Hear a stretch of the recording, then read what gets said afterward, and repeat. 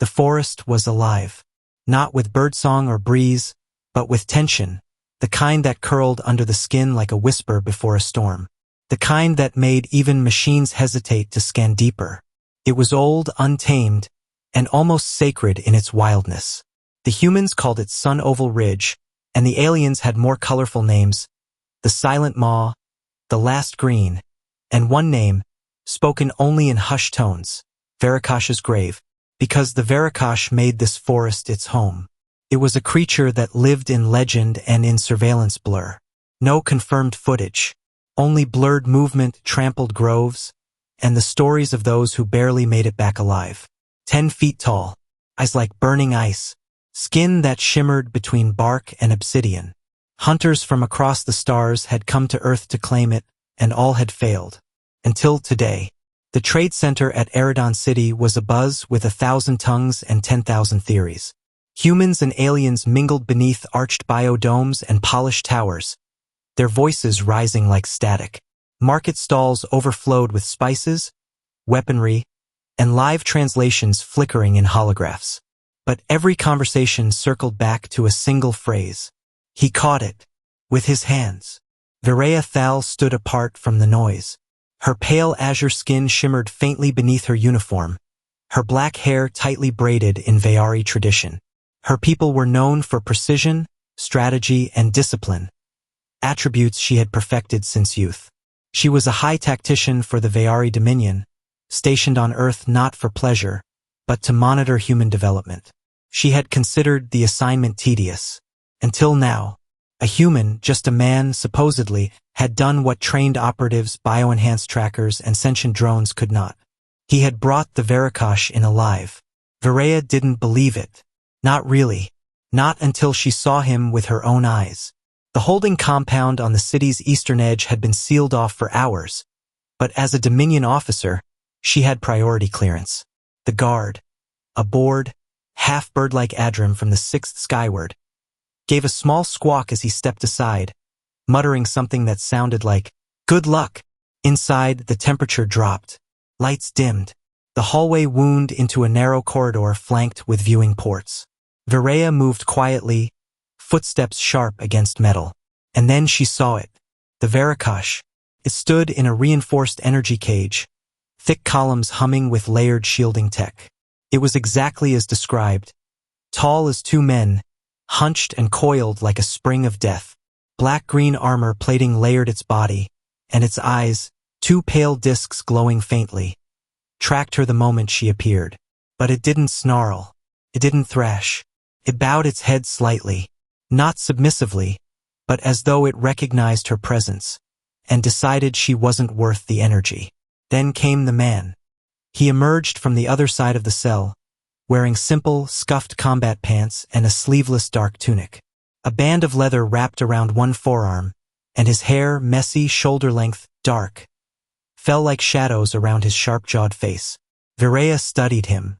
Tall, scarred, calloused hands, broad chest, movements like flowing rock, slow and heavy until they needed to be fast.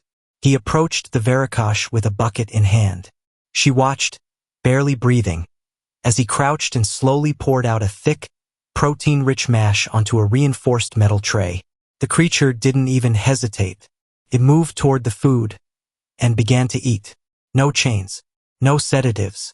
The man just stood there, arms crossed, as the most dangerous living creature on Earth fed like a docile beast. "That's not possible," she said aloud. The man turned.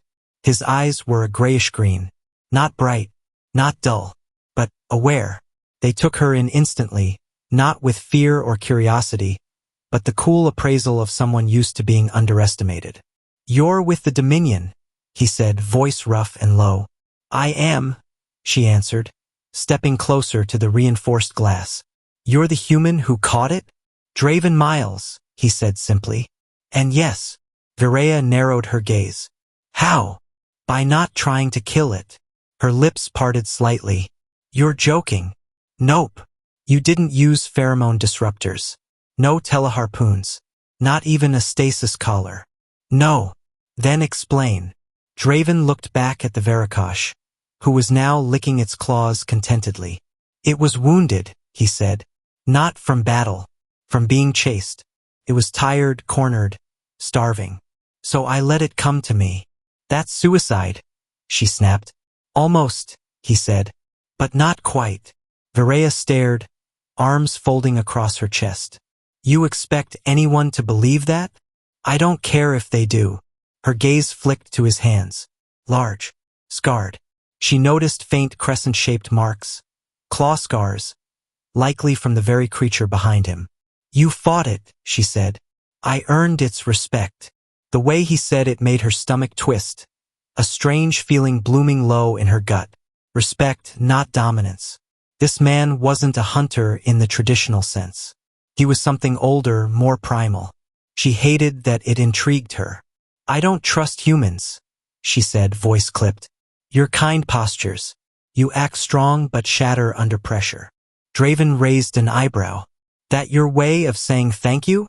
I'm not here to thank you. He walked to the edge of the cage, hand resting on the outer rim of the energy field. Then why are you here, Viraya? She stiffened slightly. How do you know my name? Word travels. And you're not exactly subtle. For the first time in a long while, Viraya found herself off balance. The man turned back to his creature. You can report whatever you like. Call it luck. Call it staged. But I didn't use any tech. I walked into that forest with my hands and my instincts. And I walked out with him. Why? She asked suddenly. He turned. Why what? Why didn't you kill it? You could have made more credits. Fame. Offers from 3 factions, maybe 4. Dominion would have made you an honorary commander for the kill. He was quiet for a moment. Then he said, because I saw myself in its eyes. The words hit like a shot to the chest. Viraya didn't know what to say, so she didn't. Instead, she turned and walked away. Too fast to be calm, too slow to be obvious.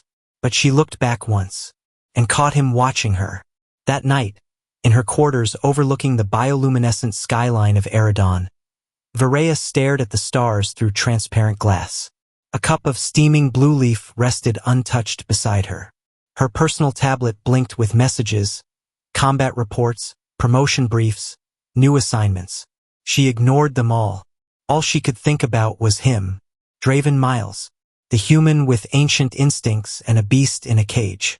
The one who looked at the Verakash like it was a reflection, not a trophy.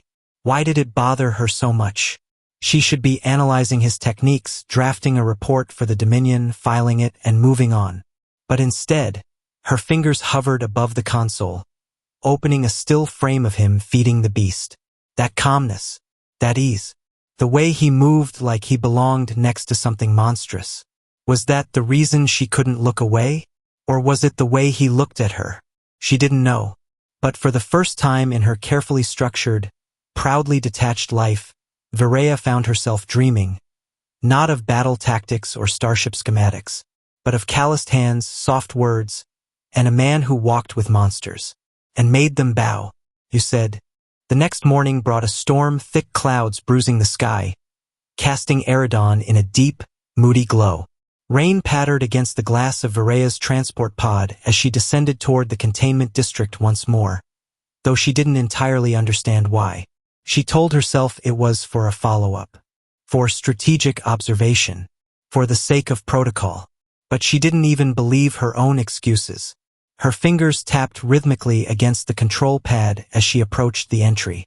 The guard, same feathered Adrim as before, tilted his head, his eyes narrowing as if amused. Back so soon? He rasped. She didn't answer, just flashed her clearance and moved past him. Draven was already there. He crouched outside the cage, speaking softly to the Verakash through the barrier. The creature leaned close, huffing steam from its nostrils, massive claws sheathed peacefully as if they were old friends. Viraya paused just outside the observation window, watching silently.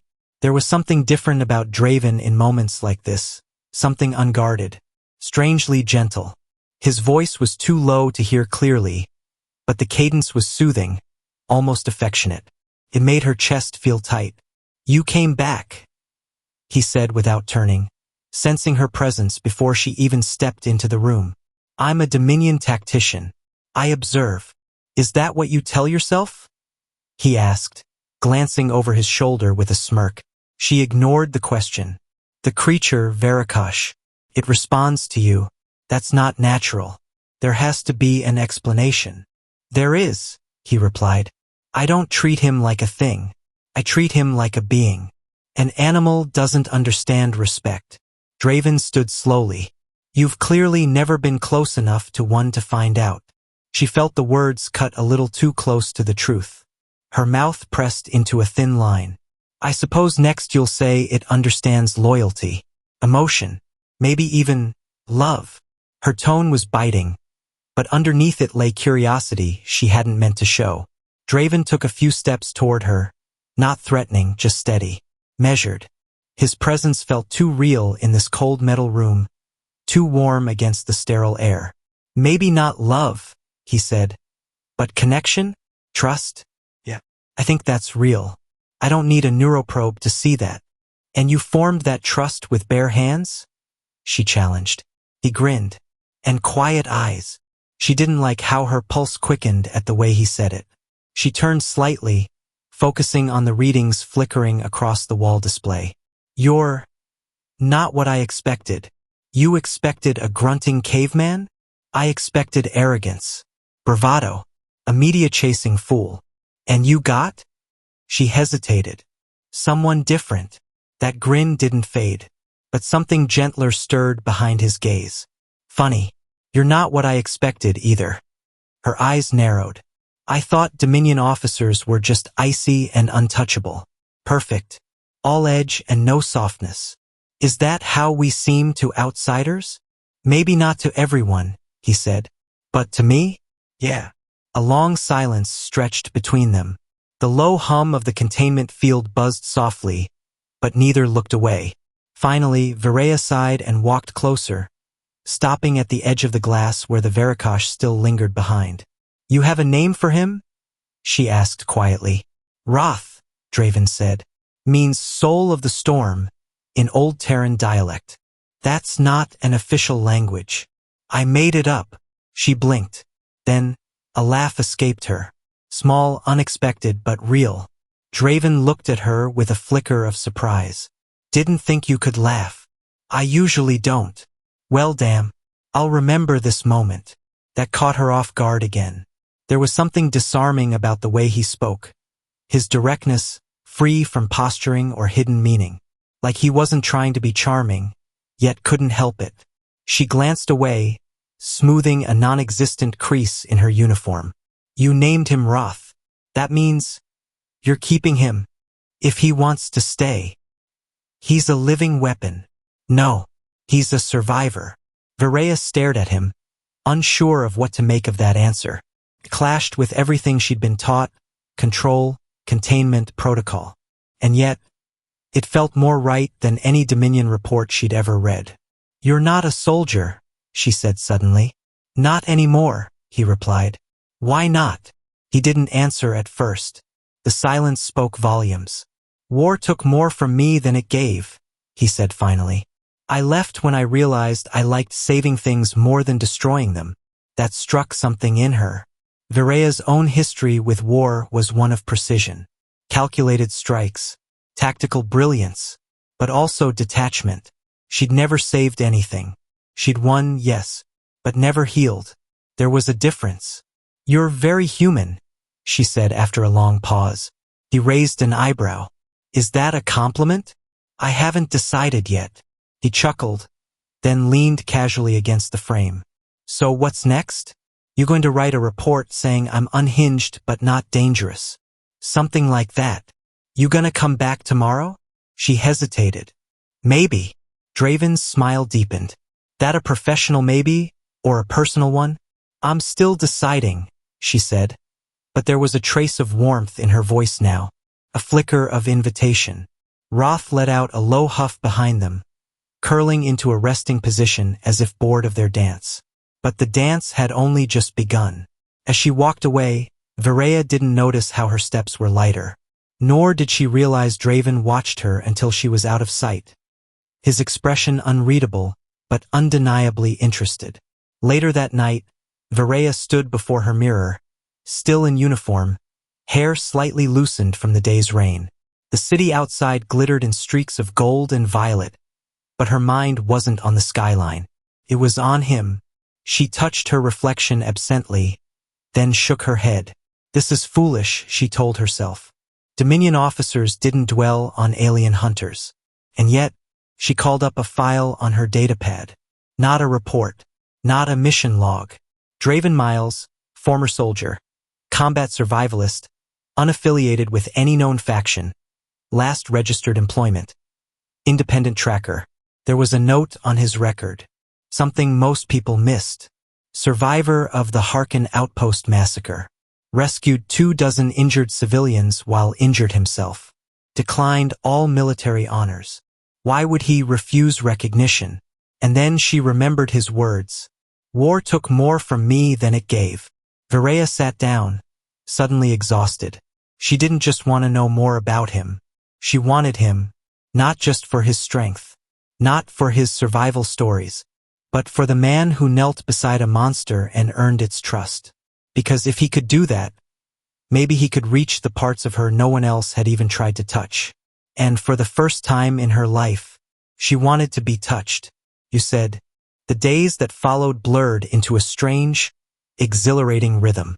Varaya found herself returning to the containment facility more often than her superiors deemed necessary. She was careful, of course. Careful with her reports, careful with her timing, careful with her justifications. But not careful with her feelings. Not anymore. Every visit brought her closer to Draven. And not just in proximity. She learned he liked his coffee thick and bitter, the way Terran desert clans brewed it. That he sometimes whistled songs from a planet that no longer existed. That he talked to Roth not like a pet, but like an old comrade. And Roth listened, responded even. Sometimes with a guttural purr. Sometimes with a flick of his spine tail. Always with that eerie, unsettling calm. Varaya, in turn, let pieces of herself slip through the cracks. Not deliberately, never deliberately, but Draven had a way of coaxing things from her, like drawing warmth from ice. One moment they'd be talking about containment procedures, and the next she'd be telling him about her childhood on Asmern Prime. Her father's disappointment, her mother's silence, her own desperate drive to prove something. And the more she spoke, the more she realized. She wanted him to know her. It frightened her in the quietest way. Tonight, the air was cool, the scent of rain still clinging to the metal corridors. She arrived late, later than usual, long after the facility lights had dimmed into night mode. Draven was already there, leaning against Roth's enclosure, arms crossed, eyes watching her as though he'd been waiting. I didn't think you'd come, he said softly. I almost didn't. But you did. Varaya stepped forward, slow and careful, her heart thudding too loud in her ears. Yes. Roth, sensing her, lifted his massive head and chuffed once before settling again. He'd grown used to her, tolerated her in a way he tolerated no one else besides Draven. You know, Draven said, watching her, I've seen that look before, on soldiers. On people who've spent their whole lives wearing armor that no one asked them to take off. She tilted her head. And what look is that? The one that says, please don't ask me what I'm feeling. I don't know how to answer. She wanted to deny it, wanted to smirk or scoff or return a biting quip. But none came. Instead, she said, maybe I just forgot how to answer. Draven pushed off the wall, closing the distance between them. He didn't reach for her. Didn't touch her, just stood there, near enough that the heat from his body whispered across her skin. I'd remind you, he said, voice low and gentle. Her breath caught. She looked up at him, at the sharp line of his jaw, the flicker of light in his storm-colored eyes, the way his mouth softened when he looked at her like this. There was no protocol for this, no rulebook for what she felt, but something inside her cracked wide open. And she didn't want to seal it shut again. Her hand reached up, brushing the fabric of his shirt near his chest. Not a full touch, just the whisper of one. Why me? She asked, her voice barely audible. Draven smiled, slow and meaningful. Because you're the strongest person in this whole damn city. And you don't even realize it. And you! I'm just the idiot who caught a monster with his bare hands. And fell for a colder one wearing a uniform. She laughed then, surprised by it. Genuine and warm and aching with something she couldn't name. You're unbelievable.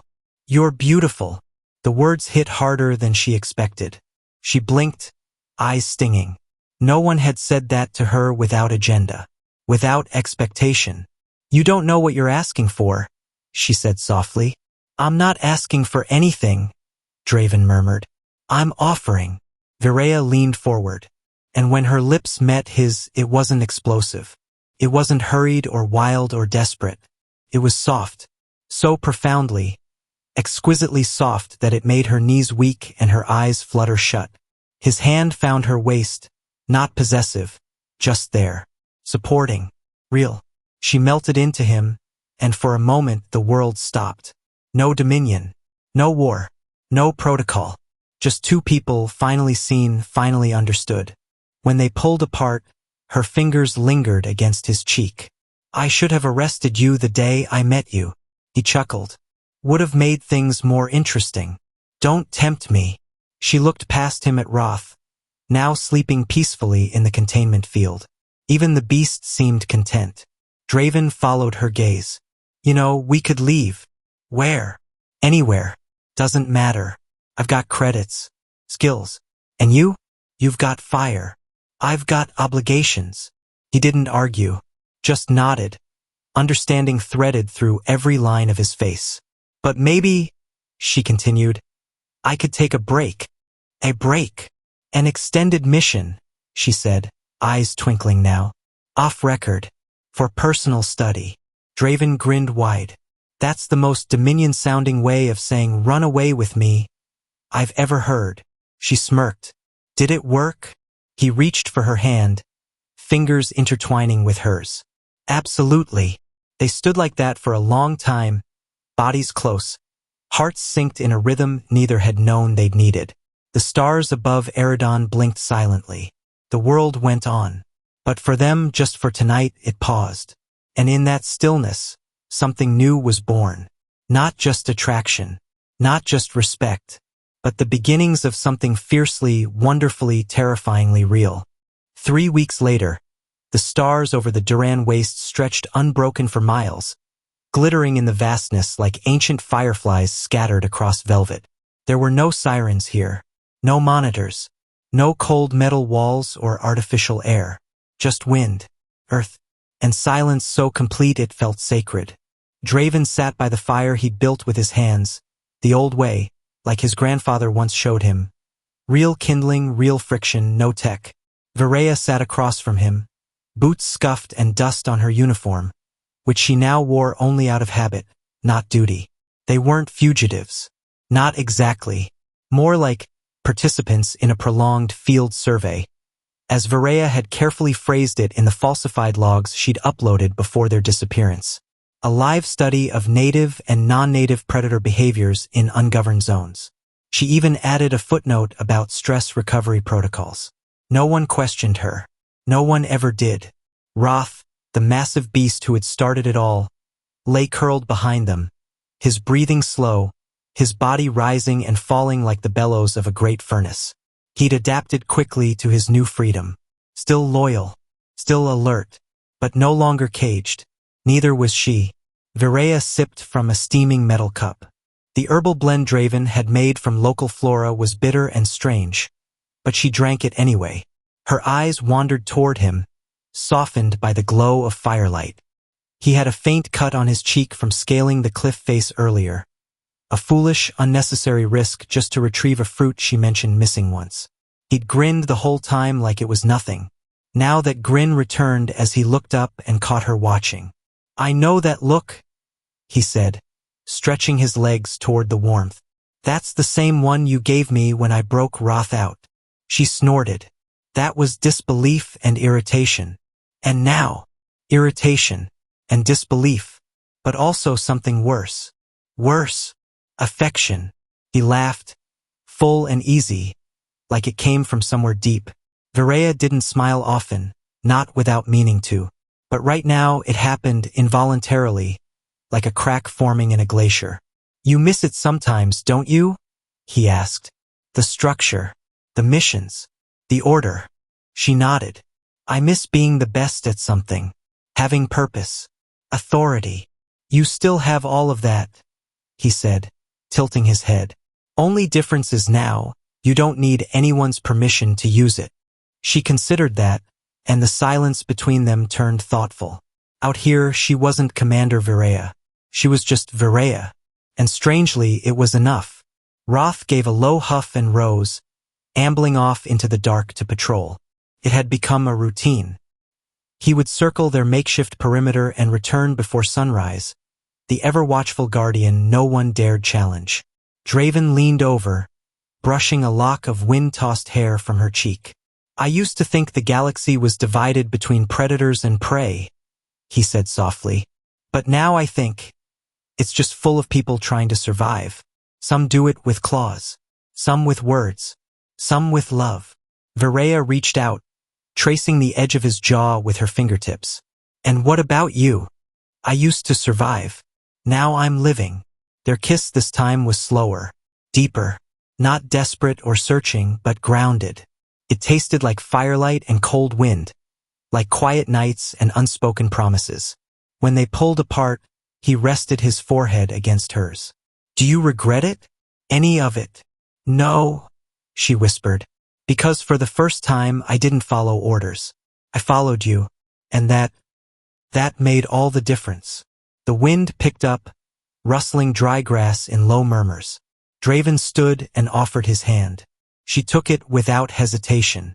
They walked together toward the rocky ridge nearby, a spot where the world seemed to end and the stars fell closest to the earth. Roth's dark shape trailed them in the distance like a loyal shadow. From up there they could see for miles. Endless plains, ancient hills, rivers cutting silver paths through the land. Wild, ungoverned, raw beauty, just like the bond between them, untamed and fiercely earned. As dawn painted the sky with fire and rose, Viraya leaned against him, the cold forgotten. You know, she murmured, one day they'll find us. Draven smiled. Then we'll just move farther. Maybe another continent. Or another world. And what if they try to take us apart? Let them try, he said, squeezing her hand. We already caught the toughest thing there was to catch. Viraya looked up at him, brow arched. Roth. No, he said, eyes locked on hers. You. She blinked, then laughed. Quiet and real, full of that rarest thing in her life. Peace. Beneath the waking sky, with fire behind them and stars above, two beings, once strangers, once enemies, stood as something more than survivors. They were a new story, a new myth whispered through the galaxies. The human who caught the uncatchable, the alien who chose love over duty, and the bond between them, impossible, defiant, radiant, was the fiercest thing of all.